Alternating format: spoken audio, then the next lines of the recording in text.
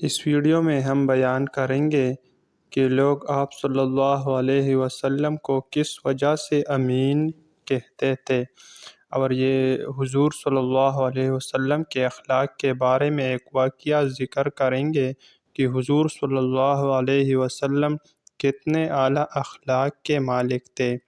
داؤد بن حسین رحمہ اللہ سے مروی ہے کہ لوگوں کا بیان ہے کہ رسول اللہ صلی اللہ علیہ وسلم اس شان سے جوان ہوئے کہ آپ اپنی قوم میں سب سے زیادہ بامروت، سب سے زیادہ خلیق، سب سے زیادہ ہمسایوں کے خبرگیرہ، سب سے زیادہ حلیم، بردبار، سب سے زیادہ سچے، امانت دار، سب سے زیادہ خصومت اور فحش اور ہر بری بات سے دور تھے۔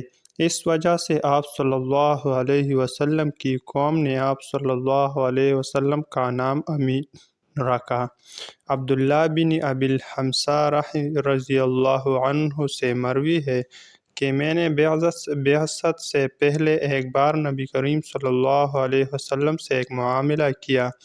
میرے ذمے کچھ دینا باقی تھا۔ میں نے آپ صلی اللہ علیہ وسلم سے عرض کیا کہ میں ابھی لے کر آتا ہوں۔ اتفاق سے گھر جانے کے بعد اپنا وعدہ بھول گیا۔ 3 روز کے بعد آیا کہ میں نے آپ صلی اللہ علیہ وسلم سے واپسی کا وعدہ کر کے آیا تھا۔ یاد آتے ہی فوراً وعدہ گاہ پر پہنچا۔ آپ صلی اللہ علیہ وسلم کو اسی مقام پر منتظر پایا۔ آپ صلی اللہ علیہ وسلم نے صرف اتنا فرمایا کہ تم نے مجھے زحمت دی، میں نے 3 روز سے اسی جگہ تمہارا انتظار کر رہا ہوں۔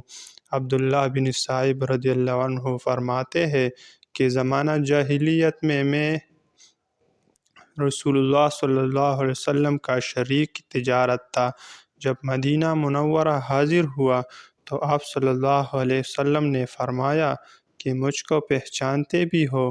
میں نے عرض کیا کیوں نہیں، آپ تو میرے شریک تجارت تھے، اور کیا ہی اچھے شریک، نہ کسی کو ٹالتے تھے اور نہ کسی بات پر جھگڑتے تھے۔